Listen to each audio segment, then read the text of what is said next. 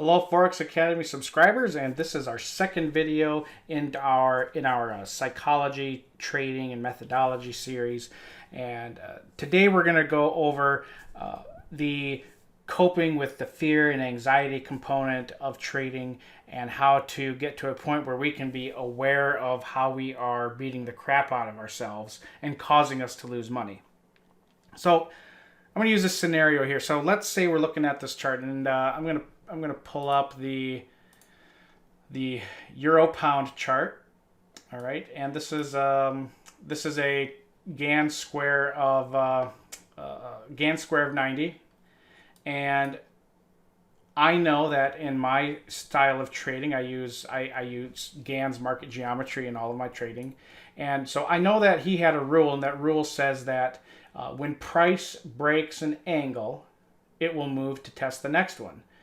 And we can see how this plays out frequently, that anytime an angle is broken, it will move to test the next. We actually see this better on like hourly time frames or hours kind of fast, but 4 hour, 1 hour charts. We can see that as an angle breaks, it will move to test the next one, and they act as natural areas of support and resistance. Anyways, I know that is my trade plan. Part of my trade plan is this method that I use. But regardless if you're using this one or whatever trading system or plan or method you're using, we all fall short at times, okay? So you've spent some time analyzing a chart, you quite a bit of time. You've been diligent looking at the monthly, weekly, daily, and now you're looking at the hourly here. You've already addressed where the historical points of resistance and support are. You've determined the best course is to go long or short. You're just waiting for the setup. And so some time goes by, and finally you have your setup. All right, so let's watch this play out here. So I want to start my market replay in this psychology example. Right, we'll start right here. And I'll hit play. And so what I'm looking at here, I already know what's going to happen because this is past price action, but I want to look to go short when price breaks this angle and has a candlestick that closes fully below it without having to test this line here, okay?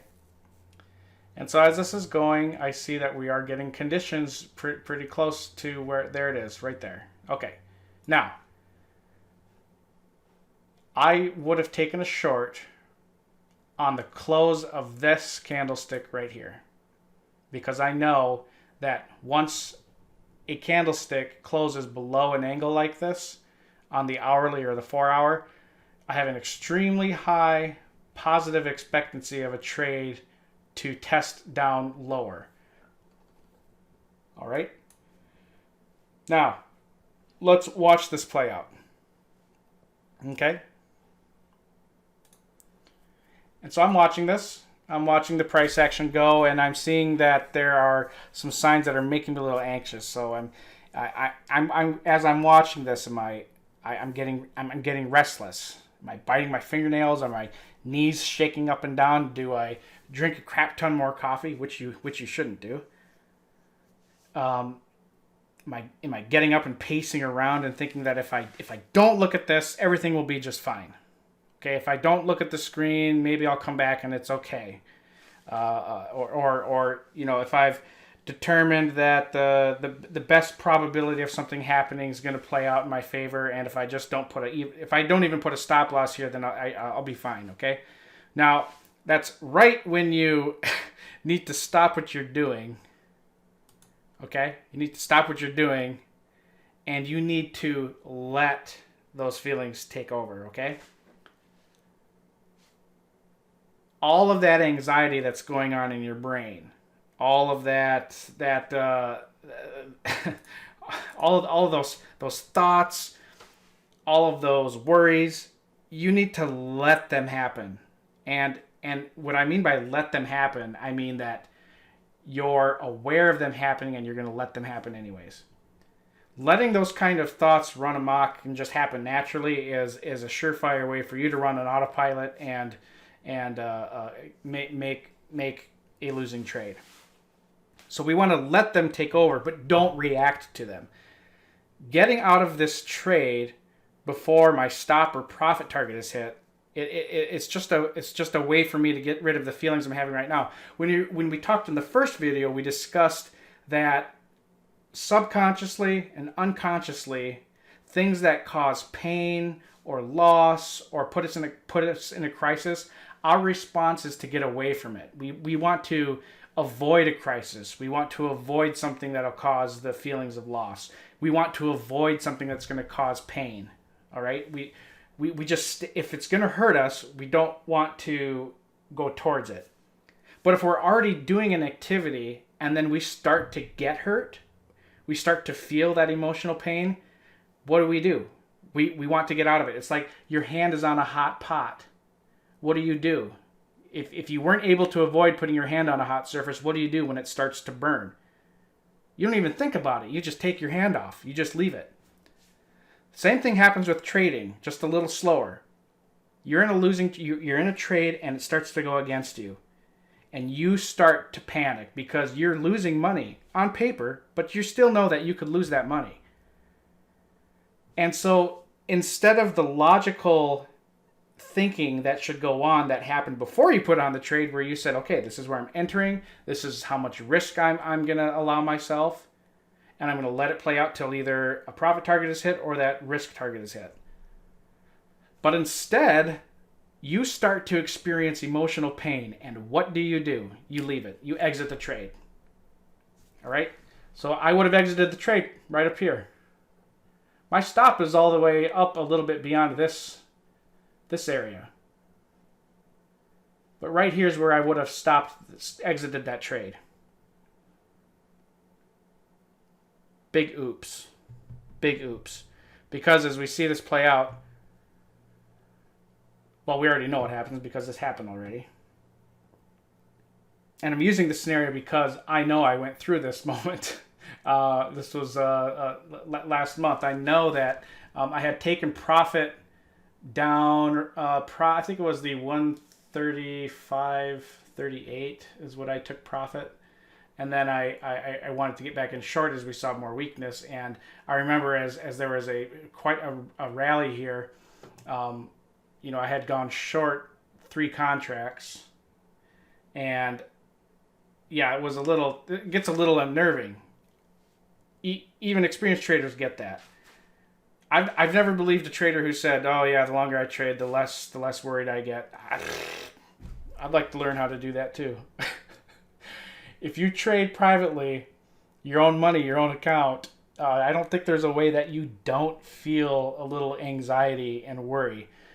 But again, as we're watching this play out, if I had exited that trade, I would have come back down to even here. And this is often what people do too. You have a trade go against you, you hold on to it, and then you gamble by hanging on longer than you should. It returns to your break-even area, and you have a feeling of relief, and you just say to yourself, enough, I want to get out of this. And then you watch this happen, and prices continue to travel where you originally planned for them to go. Entry was here, stop was way up above, I got anxious, left the trade, and I watched it go all the way down. If that's what I didn't do that. I still do that every once in a while, sure. But we see this scenario play out all the time. Anybody can relate to this, where you have a trade, you want it to go short here, it didn't, you exited right when you shouldn't have, and you watched the trade go in the direction you wanted to. Why? If you think about this, it's kind of silly because you spend, and we spend, I don't know how long you spend, but I usually spend my Sunday evenings doing a quick rundown. I have a process I go through, so I like to look at the monthly and the weekly charts, and I put a lot of prep time into my trading for the next week. Right, my monthly and weekly charts determine my intraday trading, so I spend a lot of time doing that. And that's time when you're planning, you're not worried about what an active trade is doing. If you don't have a trade on the table, your analysis is free from bias and from influence of your emotions. You can plan it out without a lot of issues. And it's so weird that we spend so much time looking at what kind of trades we're going to take that it only takes a couple seconds of some price going in the opposite direction that we convince ourselves that those hours of study that we did on our own was wrong. It's weird, isn't it? How little self-confidence we have. And that's totally normal. That is totally normal. There are very few people who are so confident, even 50% of the time, that they get surprised when the trade is a loss. That's very rare. So all of these emotions that you feel as a new trader, veteran traders and experienced traders, we all still feel that. That still happens. Right? So as we're looking at this and it's playing out and how much we would have made and how much we took a loss on it and could have actually made money, this is a common scenario that we find every day when we're trading, or certainly if you're even swing trading, you'll find it frequently too, that we all fall victims to this. We all fall victims to letting our emotions take control. So we can stop this here. And so what is something that we can do? How do we address this? So one of the good things is to know yourself. I know that sounds cheesy, but you have to be aware of your thoughts. Give a voice to them. Let yourself feel those negative thoughts. Try to recognize as many as you can. It's not easy to do that, all right? Trading is not easy. It is one of the hardest things that you can do. I mean, just think about this for a second. There are brokers, they love people who are attorneys, doctors, rich people who made their money in careers outside of trading always think that because they made a lot of money in one area of their life that they can come to trading and it'll be easy. It doesn't work. I think they're called golden pigs because they have a lot of money to blow and they don't have the emotional maturity in the market to respond to the losses that they're going to get. So people who generally people who are very wealthy, they're pretty smart people. Self-made. I know where I live, most people who have a lot of money, they're self-made. They just work a lot. They've worked hard and they've built something from nothing. And they have a lot of money. And you think that, okay, I've done so good at this one area of my life, and now I want to trade because that is like the Mount Everest of careers as far as difficulty. And they go into it and they fail. All right, people who have found tremendous success, and are in the top 5 to 10 percentile of wealth in the world, or in the country, or wherever you live, they will fail at trading. And to be honest, I think that having a lot of success prior to going into trading is a huge disadvantage. If you're used to winning and being successful, the market is going to either eliminate you from the market quickly or it's going to humble you. Success prior to trading does not transfer very well. You are susceptible to your own ego. It's rough on new. I've had private clients who have lost, oh my gosh, money I could only ever dream of, and I'm fascinated with how they've lost it. And there's no difference between the guy's account who lost, like $3 million over a 3-month period, or the guy who lost $300 over a 3-month period. They both reacted the same way to their money going away. The trick here, well, it's not really a trick. Well, it is a trick. You've got to know yourself, all right? And how you do that, you use some coping skills. And I know coping skills sound really cheesy. They're like a buzzword. And I worked in mental health for 12 years. when I hear the word coping skills, my skin crawls a little bit because it's like a word that was overused for a lot of dumb reasons, but I couldn't think of anything else to say here, but because they are coping skills. So if you're feeling this anxiety and this crushing pressure of not knowing what's happening, or did I make the right choice in this trade, there are a lot of things you can do to kind of bring yourself back down to normal. One is notice your breathing. And I think my wife is a psychologist, and she's a PsyD, not a PhD. She's a legit Yoda mind reader. It's not fair being married to a psychologist because I don't know if I'm actually doing things that are what I want to do, or if I've been kind of guided into doing them. Anyways, I think some of these activities are what they call mindfulness activities. So notice your breathing. Sense your breathing. Take deep belly breaths. And what I mean by belly breaths, if you're a musician, if you've ever played an instrument, I used to play the trombone, baritone, euphonium, and tuba. And diaphragm breathing is what we always stressed as musicians, is you take deep breaths all the way down into your stomach. Diaphragm breathing. If you're breathing with your chest only, just your lungs, you're taking these shallow, quick breaths, and just your physiological response to that kind of breathing is to have kind of an anxious response because you're never getting rid of the air that you breathe in, and you're not getting enough. So deep belly breaths are naturally calming. Another thing that you can do is notice what you're doing and tune into your senses, okay? I know this sounds kind of silly too, but just kind of after you take that deep breath, notice the textures on the walls or the color of the lights, sounds, smells. If you're snacking on something, what are the sensations of the food you're snacking or eating on?